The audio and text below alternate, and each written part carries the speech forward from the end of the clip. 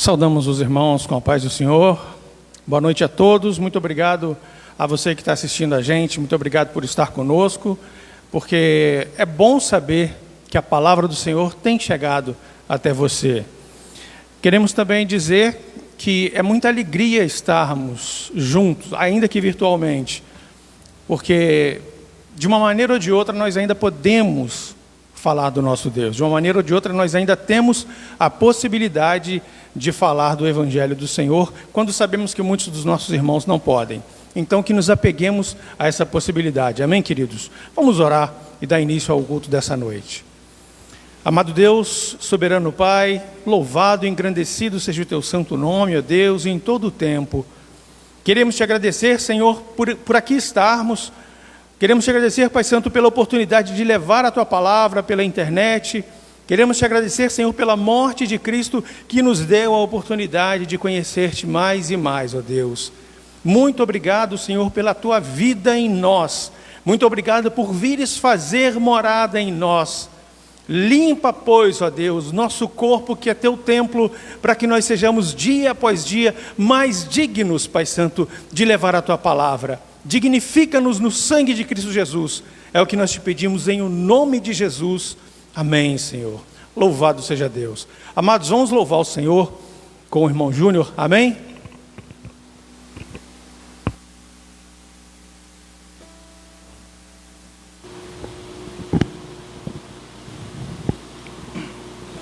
Cumprimento a todos com a paz do Senhor Jesus.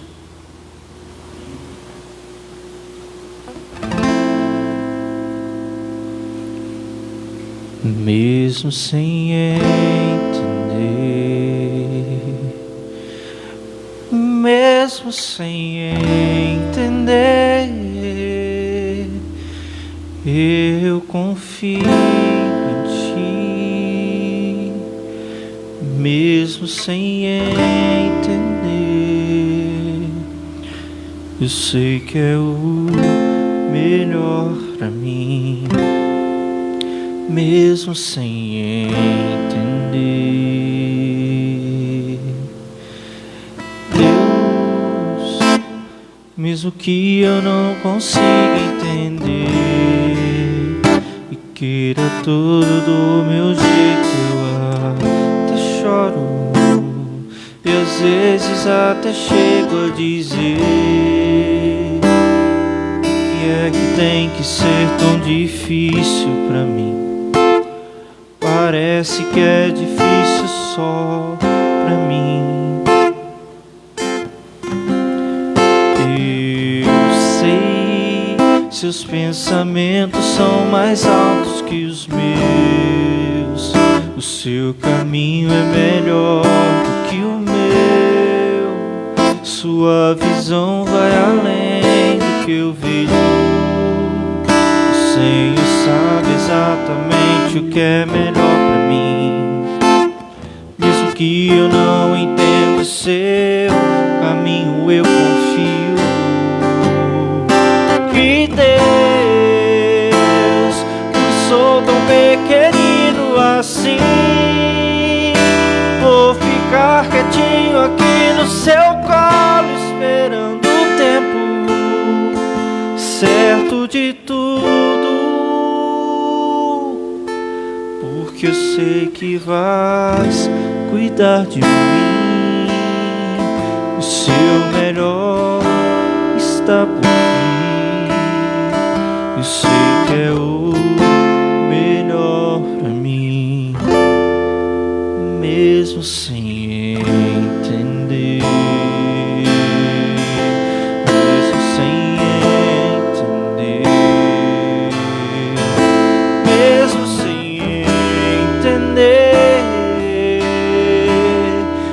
eu confio em Ti. Mesmo sem entender, eu sei que é o melhor pra mim. Mesmo sem entender.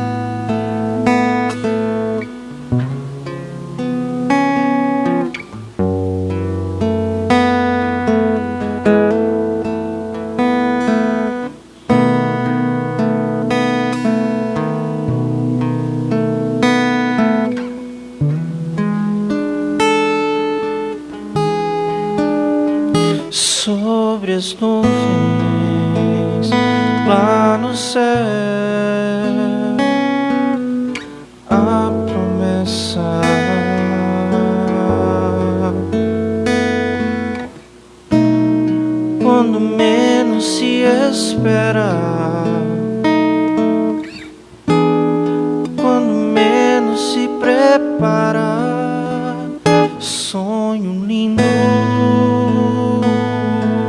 se realizará,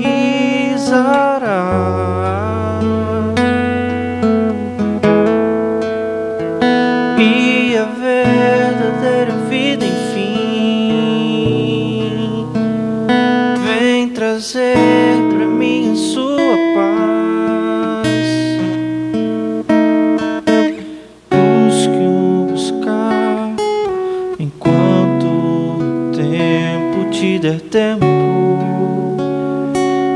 esperando firmado na esperança do alvo que almejas alcançar. Chega de dor, chega de sofrer, lá será melhor do que tudo,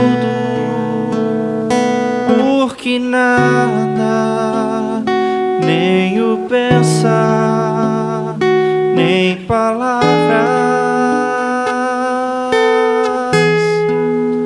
podem dizer como será viver com o meu melhor amigo, onde a luz que iluminará é o Rei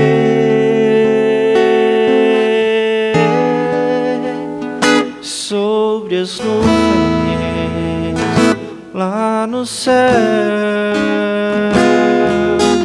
A promessa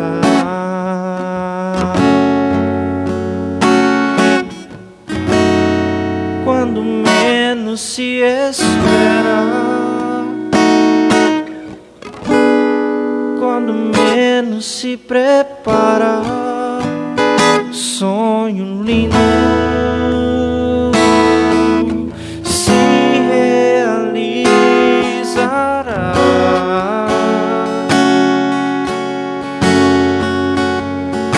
e a verdadeira vida enfim vem trazer pra mim a sua paz.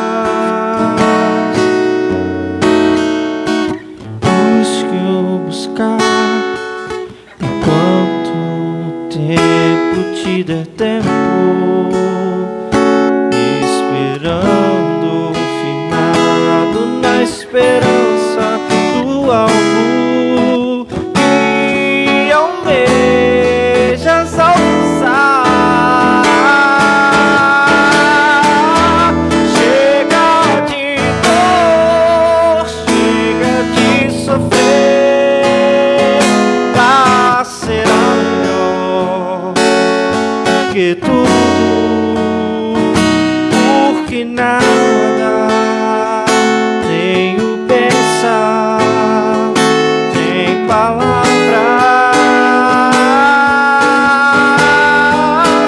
podem dizer como será viver com o meu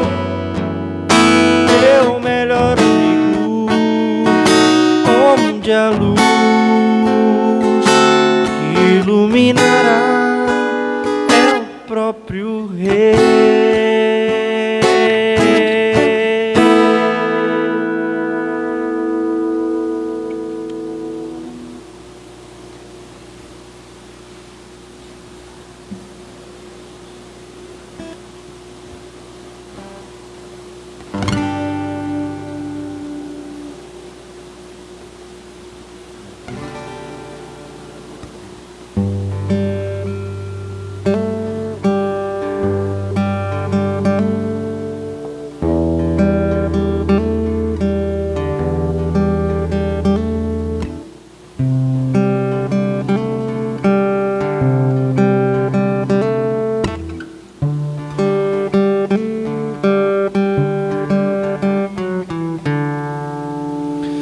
Eu olho para a cruz,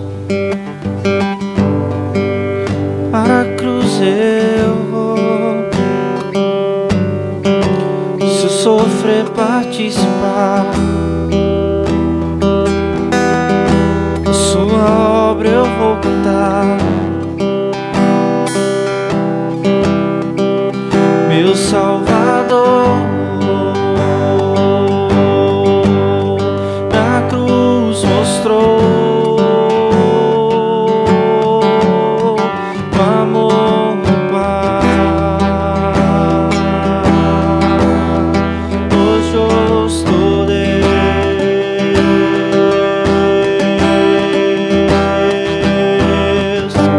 pela cruz me chamou, gentilmente me atraiu e eu, sem palavras, me aproximo, quebrantado o seu amor.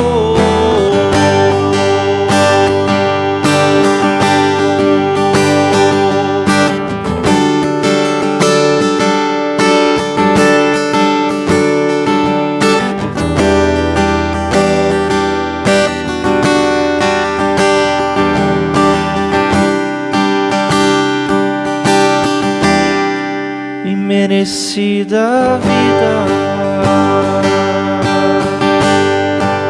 de graça recebi, por sua cruz, a morte me livrou, trouxe minha vida. Eu que estava condenado, mas agora pela cruz eu fui reconciliado.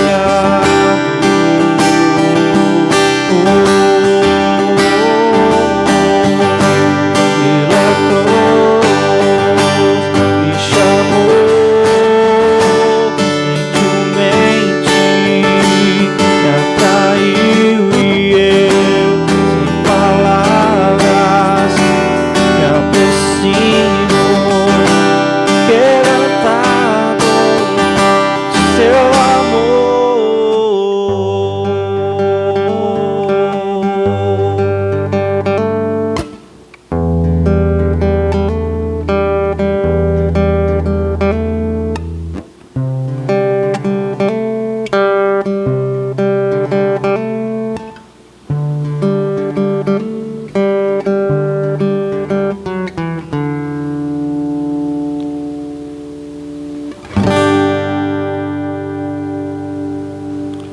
Amém. Eu agradeço a oportunidade em nome de Jesus.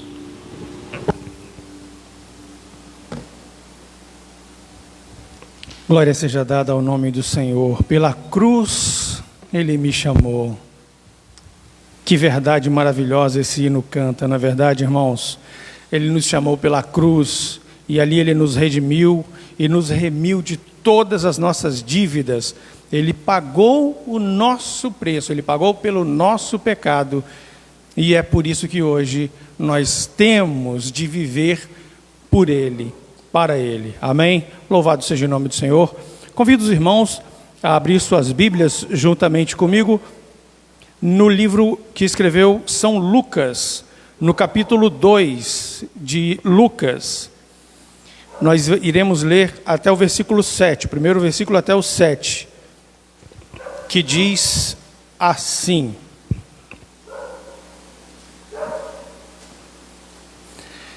E aconteceu naqueles dias que saiu um decreto da parte de César Augusto para que todo mundo se alistasse. Esse primeiro alistamento foi feito sendo Cirênio, governador da Síria. E todos iam alistar-se, cada um à sua própria cidade. Subiu da Galileia também José, da cidade de Nazaré, a Judéia, a cidade de Davi, chamada Belém, porque era da casa e família de Davi, a fim de alistar-se com Maria, sua mulher, que estava grávida. E aconteceu que, estando eles ali, se cumpriram os dias em que ela havia de dar à luz, e deu à luz ao seu filho primogênito, e envolveu-o em panos, deitou-o numa manjedoura, porque não havia lugar para eles na estalagem. Agora o versículo 22 do capítulo 23. Pela terceira vez ele lhes falou: por quê? Que crime esse homem cometeu? Não encontrei nada digno de morte. Vou mandar castigá-lo e depois o soltarei. Eles, porém, pediam insistentemente com fortes gritos que ele fosse crucificado, e a gritaria prevaleceu. Queria convidar nosso pastor para fazer uma oração nessa noite, para que o Espírito Santo continue falando aos nossos corações. Amém? Glória a Jesus. Saúde a todos com a paz do Senhor. Oremos, portanto, neste momento. Senhor nosso Deus, nós queremos te louvar por mais esta oportunidade que o Senhor nos concede, ainda que virtualmente, podermos nos unir em um só propósito, de cultuarmos a Ti, de adorarmos o Teu nome, de bendizermos o Teu santo nome.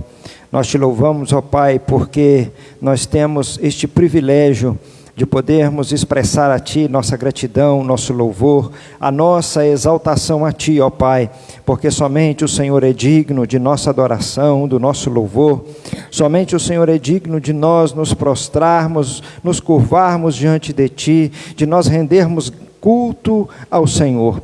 Portanto, ó Pai, nesta noite, o desejo do nosso coração é que o Senhor continue recebendo o nosso culto, o Senhor continue recebendo o nosso louvor e a nossa adoração. Também, ó Pai, no nome do Teu Filho Jesus Cristo, nós queremos pedir ao Senhor, assim, ó Pai, como o Senhor já tem nos falado, através da mensagem, da letra, de cada louvor que já foi entoado, nós cremos, ó Pai, que Tu continuará falando conosco nesta noite por Tua palavra. Abençoe o Teu servo, usa o Teu Filho, capacita-o mais uma vez, que o Teu Espírito Santo, ó Pai, possa falar ao nosso coração por intermédio do Teu Filho nesta noite, ó Pai. Sejam as Tuas palavras nos lábios do Teu servo e que estas nos sirvam de edificação, consolação e exortação. É o que nós te pedimos no nome de Jesus, o Teu Filho amado. Amém e amém, Senhor Jesus. Irmão Neemias.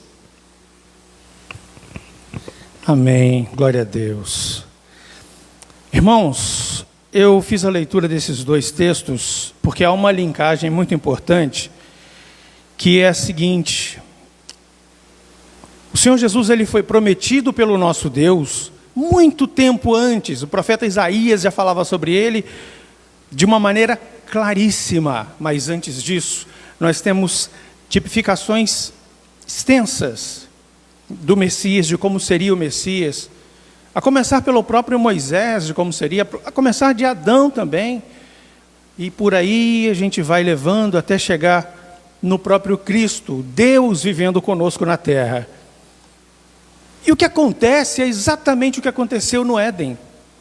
O homem não queria mais aquela intimidade com Deus, o homem não tinha mais essa intimidade com Deus e se escondeu. Isso acontece até os dias de hoje. Nós vemos o nascimento de uma criança numa manjedoura. Por quê? Porque os pais tinham que fazer um censo, e a sorte deles, eu vou dizer sorte mesmo, é que eles estavam no meio do caminho quando Maria deu à luz ao nosso Salvador. E a gente tem imagens de presépios lindíssimas, e eu acho realmente muito bonitas as artes que são feitas de presépios, com aqueles boizinhos ali. Mas, irmãos, um grande historiador estudioso da palavra, chamado Matthew Henry, ele costuma dizer que, na verdade, aquele lugar era sujo, verdadeiramente sujo, que eram crateras feitas na parede, umas cavernas gigantes, apenas para o boi comer. Então ele tinha um coxo, uma manjedoura, a manjedoura de Jesus então foi um coxo, que provavelmente Maria tenha colocado ele ali. Eles não tinham lugar na estalagem, porque era muita gente indo fazer esse censo. Mas por que é que Jesus teve que passar por isso? O que é que acontece com aquele que foi prometido para o povo judeu? O governador da época, ou o imperador da época, disse: não, ninguém vai levantar um reino no meu lugar. e mandou matar todas as crianças. Todos conhecemos essa história. Acontece, irmãos, que nenhum dos planos de Deus será frustrado jamais. Se Deus tem um plano na sua vida, não será frustrado. Se Deus tem promessa para a sua vida, será cumprida. E não importa o tempo que leve, não desista da sua fé. Como diz o pregador John Stott, ajoelhe-se e ore, chore aos pés da cruz até sangrar os joelhos. Irmãos, muitas vezes nós temos essa vontade de conhecer Jesus, essa vontade de falar de Jesus, e a gente não conhece direito esse Jesus. Não porque não ouvimos falar dele, nós vimos a igreja, o pastor nos ensina sobre a vida de Jesus, mas a gente não tem essa intimidade que deveríamos ter com ele, porque muitas das vezes a vida nos atrapalha a conhecer Jesus. Portanto, num determinado momento daquela viagem, José para com Maria no meio do caminho, ela já em trabalho de parto, nasce o nosso Salvador. E o rei fala, eu tenho que matar esse menino. E aí ele descobre, através dos magos do Oriente, que eles iam procurar o Salvador. E ele fala, olha, quando vocês acharem, voltem e me falem, porque eu quero adorar o Salvador. Mas em seu coração ele queria matá-lo. Quanta gente hoje não tem feito exatamente isso, matado o Senhor Jesus nas suas vidas. Quanta gente hoje não tem matado o desejo de servi-lo, porque simplesmente não aceita que a palavra de Deus é perfeita, e que o homem imperfeito deve segui-la à risca. A gente conhece as histórias da Bíblia de uma forma muito bonita, e a gente fala, nossa, que história legal, mas vamos voltar um pouquinho no que eu estava dizendo sobre Jesus estar numa manjedoura. Irmãos, ele não precisava descer do céu. O próprio Matthew Henry, ele fala uma coisa, eu queria ler aqui com os irmãos, sobre as circunstâncias do nascimento de Jesus, que ele não nasceu numa pousada. E aí ele faz o seguinte paralelo com a nossa vida. Ele soube bem quanta pouca vontade há para que nos alojem, nos visitem, nos alimentem pouco, ainda que pouco, e quanto desejamos ter nossos filhos bem vestidos, mas quão dados são os pobres de invejar o rico, e quanto tendem os ricos a desprezar os pobres. Acontece que naquele momento Jesus não era desprezado porque não era conhecido. E depois de algum tempo sendo perseguido, o rei falou, já era, estou tranquilo. E o Senhor Jesus foi crescendo, foi crescendo, foi crescendo. E a palavra do Senhor se cumpre na vida do Senhor Jesus de uma forma esplendorosa. Em Lucas 2, ainda no capítulo 2, no versículo 21, nós lemos o seguinte, e quando os 8 dias foram cumpridos para circuncidar o menino, foi-lhe dado o nome de Jesus, que pelo anjo lhe fora posto antes de ser concebido. E cumprindo-se os dias da purificação, segundo a lei de Moisés, o levaram a Jerusalém para o apresentarem ao Senhor. Portanto, quando ele fez 12 anos, ele literalmente passa a viver debaixo da lei. Porque aos 12 anos um menino já era capaz de viver sob a lei. Literalmente, viver debaixo da lei. Nós podemos imaginar, portanto, que um menino de 12 anos levaria uma responsabilidade enorme sobre os ombros.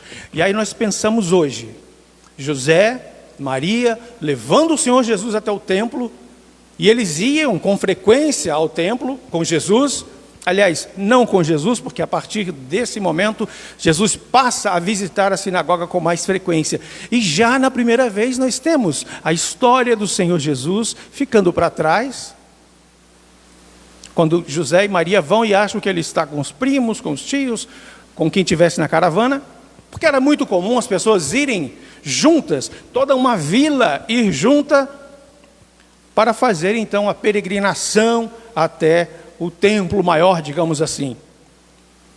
E era uma festa muito grande, uma semana de festa aproximadamente, quando de repente eles se dão conta de onde está Jesus, e eles voltam todo o caminho. Quando chegam ao templo, os homens que ali estavam maravilhados com a sabedoria de Jesus. E obviamente nós sabemos de onde vem a sabedoria de Jesus, mas entenda comigo, José e Maria tiveram um papel importantíssimo na vida de Jesus. Você sabe, você não tem um Jesus na sua casa, um filho ou uma filha que seja como Jesus, mas você tem que tentar fazê-los parecer com Jesus. Cuide do bem maior que você tem, seu filho, sua filha, porque não é seu, é herança do Senhor, pertence a Deus. Não deixe que o diabo tome o seu filho ou sua filha, que não te pertencem, pertencem a Deus, está com você para cuidar, está sob sua responsabilidade, mas é herança do Senhor. E portanto, quando eles chegam ali e veem Jesus pregando, conversando com aqueles homens de igual para igual, eles, Jesus, mas você não pode abandonar a gente assim. Ele fala, olha, eu estou na casa do meu pai. E quantas vezes nós não gostaríamos que os nossos filhos tivessem a vontade de estar na casa do Pai Celestial, do Pai Eterno, do nosso soberano Deus. Ensina o menino no caminho que deve andar, e quando crescer, não se desviará dele. Ensina, pois, o menino o caminho que deve andar. Ensina o teu filho o tempo todo. Irmãos, ainda em Lucas, no capítulo 2, no versículo 23, no capítulo 3, versículo 23, nós lemos o seguinte: depois de um menino crescer, chega a nós o seguinte, Lucas 3, 23. E o mesmo Jesus começava seu ministério a partir dos seus 30 anos, como se cuidava ser filho de José, e José, filho de Eli. E aí começa toda a genealogia da família de Jesus. Portanto, aos 30 anos, um ministério começa na vida de Jesus. Com quantos anos você gostaria que seu filho começasse a pensar em seu ministério? Com quantos anos você acha que sua filha poderia começar a falar melhor a respeito do seu Deus? Ou você acha que, não, são jovens, têm que aproveitar a vida, são crianças, deixa brincar? Nós temos exemplos na nossa igreja de crianças que brincam, mas que aprendem a palavra de Deus desde pequenininho. Nós temos exemplos na nossa igreja de crianças que estão aprendendo da melhor maneira possível. Eu hoje à tarde recebi, em primeira mão, diga-se de passagem, um videozinho que a tia Sheila está fazendo para as crianças, explicando sobre a Páscoa. Ensina teu filho sobre o que significa a Páscoa. A passagem do anjo do Senhor, ainda a morte e ressurreição de Cristo. Ensina o menino o que é a Páscoa. Como diz a irmã Sheila, ovo de coelho? Não, ovo de chocolate. É gostoso, mas não é isso que é a Páscoa. A Bíblia, portanto, registra o ministério de Jesus começando aos 30 anos, e dos 30 aos 33, ele literalmente foi avassalador, fazendo com que todos aqueles homens que durante décadas, durante séculos, pregando a palavra, a lei de uma forma, de certa forma até solitária, porque eles pregavam para si mesmos. Os fariseus batiam no peito e falavam, eu sou o bom. E Jesus vem e fala, eu vou lavar os pés do Pedro. Aquele que me nega 3 vezes é aquele a quem eu vou me dirigir para lavar-lhe os pés. É assim que o meu Senhor se apresenta. Ele não se apresenta arrogando para si a sabedoria. Ele, muito pelo contrário, ele chega arrogando para si ser filho do Deus vivo. E olha, a todos quantos o receberam, deu-lhes o dom de serem feitos filhos de Deus. Sabe o que isso significa? Não é verdade que todos são filhos de Deus. Muitas vezes nós ouvimos as pessoas falando: eu também sou filho de Deus, eu mereço uma folga, por exemplo. Não, você não é filho de Deus. Se você não teve um encontro real com Cristo, você é uma criatura. E está muito longe de ser filho de Deus. Receba o Senhor Jesus na sua vida como único e suficiente Salvador. Por que suficiente? Porque você não precisa de nada além do sangue de Cristo vertido na cruz sobre a sua vida. E quando nós vamos então conhecer esse homem maravilhoso chamado Jesus, nós vemos que para onde quer que ele fosse, uma multidão o seguia. Muitas vezes na nossa vida também pessoas nos seguem. Pessoas vêm até nós buscando alguma coisa, buscando talvez o sentido para uma pergunta, ou a resposta para uma pergunta ou outra, ou pedindo ajuda em alguma coisa. Mas entendam uma coisa: quando você não pode ajudar alguém, muitas das vezes, é claro, há exceções, mas quando você não pode ajudar alguém, alguém vira as costas para você. Mas diferente do Senhor Jesus, as pessoas estavam à busca dele por causa dos milagres que ele fazia, por multiplicar os pães. E muitos poucos estavam com ele, porque ele já tinha deixado claro que era o Filho do Deus vivo. E quando ele aperta, o pastor até citou isso há um tempo atrás, quando ele aperta o discurso, quando ele começa a falar um pouco mais duro, todos os discípulos vão embora. Ficam apenas os 12 apóstolos. Que ainda não eram os apóstolos, eram ainda os discípulos também. Jesus vira para os 12 e fala: vocês não querem ir? Ele pergunta para você: você realmente quer estar na minha presença? Você quer permanecer na minha presença? Ele te pergunta na noite de hoje. Ele tem tocado nos corações dos nossos amados irmãos todos os dias. Nós queremos estar na presença do Senhor. Não podemos, muitas das vezes, por causa, por exemplo, dessa pandemia. Mas quando a gente pode, a gente fica em casa por algum motivo. E muitas das vezes, motivos fúteis. E quando a gente cai na realidade, a gente fala: poxa, eu podia ter ido. Eu podia ter ido. Olha, o ministério do Senhor Jesus Cristo, portanto, quando começa, ele é avassalador.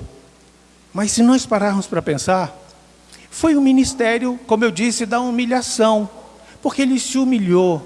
Ele não precisava, irmãos, passar por tudo aquilo. E não pense você que ele passou por toda aquela dor, por todo aquele sofrimento, pelo afastamento temporário de Deus, porque você é o bom. Não! Ele fez tudo isso porque você e eu não valemos nada, enquanto não somos feitos filhos de Deus. Ele fez isso porque ele nos amou, sendo nós inimigos de Deus. Então não importa o que você pensa ou o que eu pense, Cristo é a resposta para qualquer pergunta concernente à nossa vida. Ele é o caminho, Ele é a verdade e Ele é a vida. Não há mais nada que nós precisemos, apenas a Cristo em nossas vidas. Em Lucas 23, 44, 45 e 46, também gostaria de convidar os irmãos a abrir suas Bíblias. Se não abrirem, por favor, depois, quando acabar essa live, os irmãos podem ler de novo juntamente. 23, Lucas 23,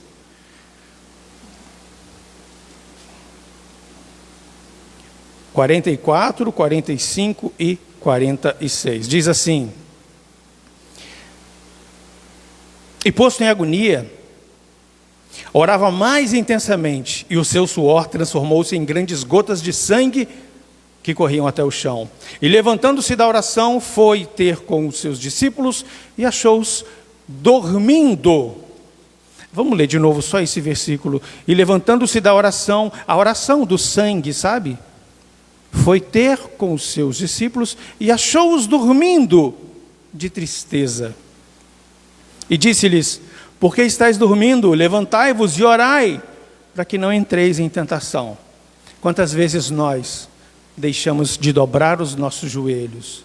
Quantas vezes nós deixamos de entrar no átrio? Quantas vezes nós deixamos de entrar no Santo dos Santos, onde agora nós temos entrada garantida pelo sangue de Cristo? Quantas vezes deixamos de fechar a porta do quarto e ficar a sós com o Pai? Quantas vezes nós fazemos isso porque temos mais o que fazer? Eu tenho que estudar, tenho que trabalhar. Faça tudo isso, mas não se esqueça do seu tempo precioso com o seu Pai. Ele está com saudade de você. Ele tem saudade de nós, meus irmãos, de uma forma que nós não podemos entender. A verdade é que nós não conhecemos os pensamentos de Deus, mas Ele conhece os intentos dos nossos corações. Então não adianta dizer: eu não vou orar hoje, o Senhor sabe por quê. E é exatamente por Ele saber por quê que nós devemos tremer. Tremer porque Ele é um Deus justo, e a justiça de Deus, lembre-se do que caiu sobre o Senhor Jesus, foi a ira justa de Deus, pelo seu pecado, pelo meu pecado. Meu pecado foi lançado sobre Jesus de tal forma que o Senhor Deus não pôde olhar para Ele. Quando Ele leva aquele jato de pecado do irmão Neemias, o Senhor Deus vira seu rosto porque não conseguia olhar o pecado daquela forma. E por um milésimo de segundo talvez, Cristo grita: Pai, por que me abandonaste? Você consegue imaginar isso? Ele desceu do seu trono de glória, Ele desceu da alteza a qual lhe pertencia, para se fazer homem e morrer no meu lugar, no teu lugar. Ele desceu daquilo que Ele mais tinha, que era glória, para ser humilhado, desprezado, indigno entre os homens, o mais indigno entre os homens. Ele se fez pecado por mim e por você. E hoje nós não temos tempo. Hoje nós não temos tempo. E que tempo é esse que eu não tenho para gastar com o meu Senhor? Quando nós sabemos o que será a eternidade. Como eu falei agora há pouco, a gente vai ter daqui a pouco a festa da Páscoa. Ninguém mais fala do que é a festa da Páscoa.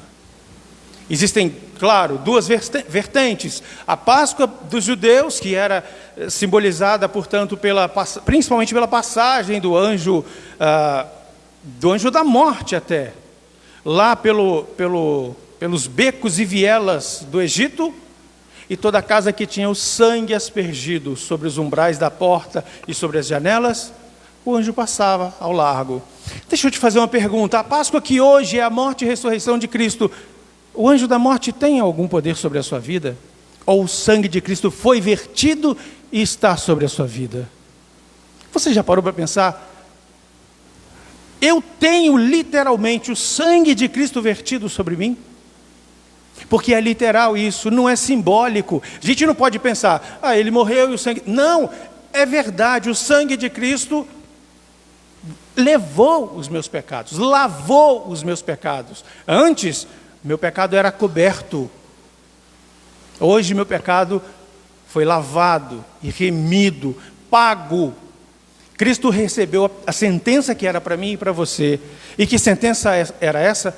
Morte. Porque o salário do pecado é a morte. Mas o dom gratuito de Deus é a vida eterna em Cristo Jesus, nosso Senhor. Viver uma vida como viveu o Senhor Jesus Cristo não é para qualquer um.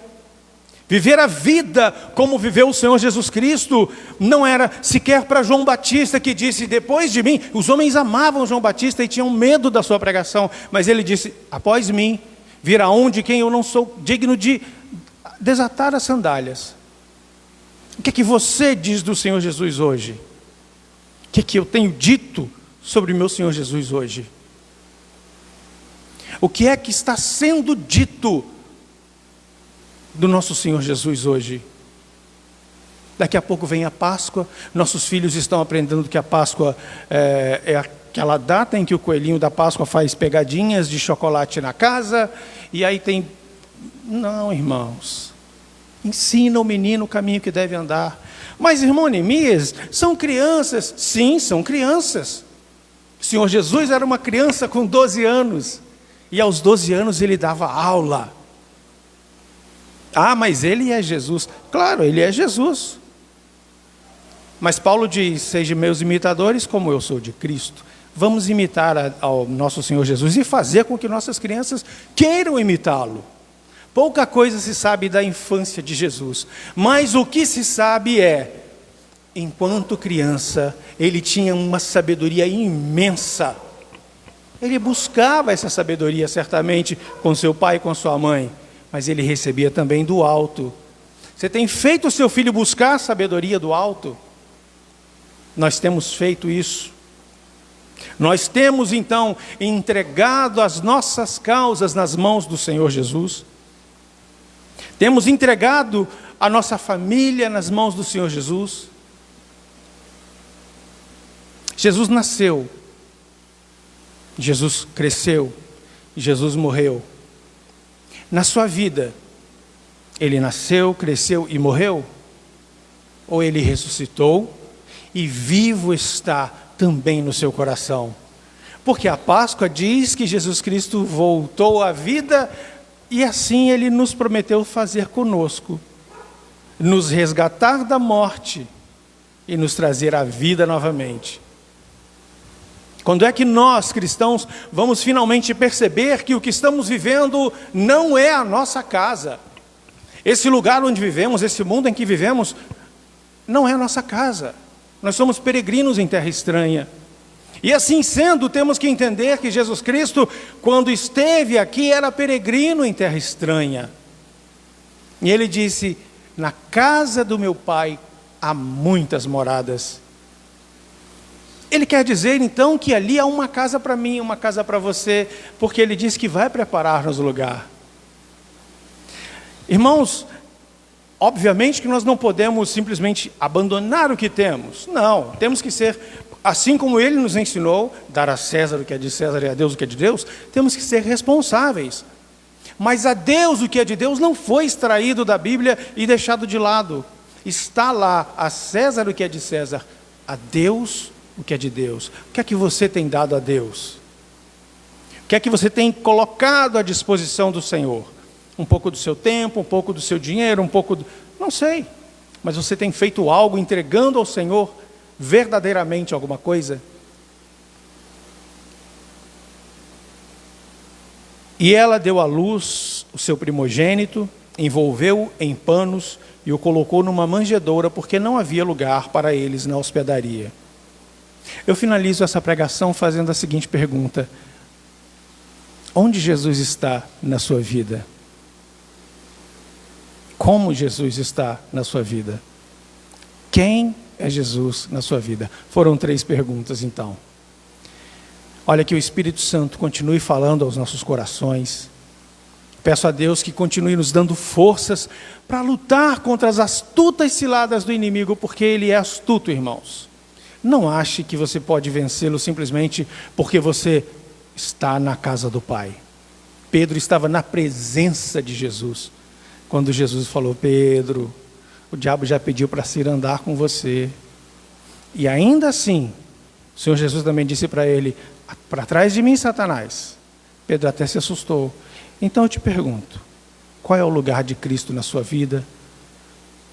Qual é o lugar de Cristo no seio familiar? O que é que você tem feito verdadeiramente para que Cristo seja o centro das atenções na sua família? Que nós possamos então, através do Espírito Santo, compreender qual é o real sentido de ser feito filho de Deus. Amém? Eu agradeço a oportunidade em nome do Senhor Jesus. Glória a Jesus. Louvamos a Deus por sua palavra. E a palavra do Senhor nos diz, Apocalipse, capítulo de número 3, o versículo de número 20. Este mesmo Jesus que estava nascendo e não havia lugar para que sua mãe, para que José e ele estivessem na estalagem. Este mesmo Jesus, ele diz: eis que estou à porta e bato. Se alguém ouvir a minha voz, abrir a porta, eu entrarei, cearei com ele e ele comigo. Nesta noite é a oportunidade que todos nós temos de ouvirmos o Senhor Jesus. O Senhor Jesus falou conosco através da sua palavra. E se você ainda não recebeu o Senhor Jesus, se você ainda não abriu a porta do seu coração para que o Senhor entre, faça morada, para que o Senhor entre e tenha comunhão contigo. Quando ele diz de entrar, cear, fala de alguém que tem comunhão. E é exatamente isto. Lá não havia lugar na estalagem. E como o irmão Neemias disse, onde Jesus está? Se Ele está do lado de fora da sua vida, do seu coração, nesta noite ao ouvir a sua voz, que você possa abrir o seu coração, porque o Senhor quer ter comunhão contigo, o Senhor quer cear contigo, para que naquele grande dia, nós possamos receber do Senhor a coroa da justiça, a coroa da vitória. Ele levou sobre si a coroa de espinho, para que nós tivéssemos a coroa da vitória. Que Deus assim continue nos abençoando, em nome de Jesus.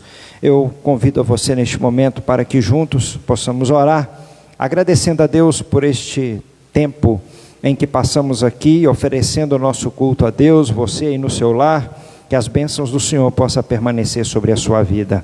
Pai amado, no nome do Teu Filho Jesus Cristo, aquele que vive, aquele que reina para todo sempre, é que nós nos achegamos à Tua presença mais uma vez nesta noite em oração, pedindo ao Senhor que Tu possas receber o culto que nós estamos prestando a Ti, pedindo ao Senhor que Tu possas abençoar as nossas vidas, a vida de cada um dos irmãos que nos assistem através das mídias sociais. Senhor, Tu és aquele que sonda o coração, Tu és aquele que conhece as necessidades e as dificuldades que cada um enfrenta em suas vidas, e Tu és, ó Pai, poderoso para dar vitória. Neste tempo de angústia, neste tempo de tanta tristeza, nós pedimos que Teu Espírito Santo venha alegrar os corações, que a Tua presença, ó Pai, possa mover cada coração e cada vida, alegrando-os, ó Pai, e que a maior alegria que o homem precisa, nós sabemos que ele só encontra na pessoa de Jesus Cristo, que é a alegria da Tua salvação.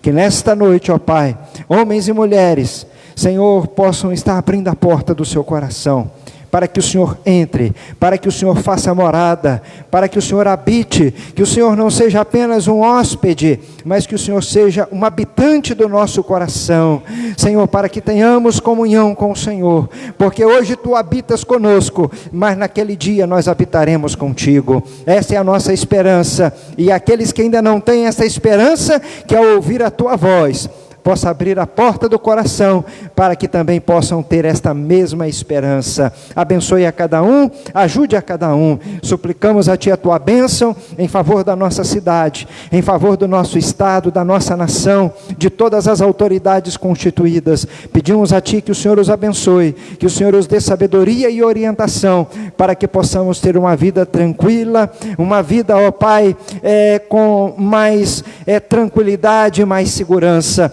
Nós suplicamos a Ti, ó Pai, ainda estamos neste mundo, sabemos que não é esta a nossa casa, a nossa habitação, como disse aqui o Teu servo nesta noite, mas enquanto aqui estivermos, nós Te pedimos, ó Pai, que o Teu alívio, que o Teu cuidado e a Tua bênção permaneça sobre a Tua igreja, sobre o Teu povo na face desta terra. No nome do Teu Filho Jesus Cristo, nós a Te oramos e Te somos agradecidos. Amém. E amém, Senhor Jesus. Que a graça de nosso Senhor e Salvador Jesus Cristo, o grande amor de Deus nosso Pai, a comunhão e as consolações do Espírito Santo, seja com todo o povo de Deus, hoje e sempre. Todos digam amém. Está terminado em nome de Jesus.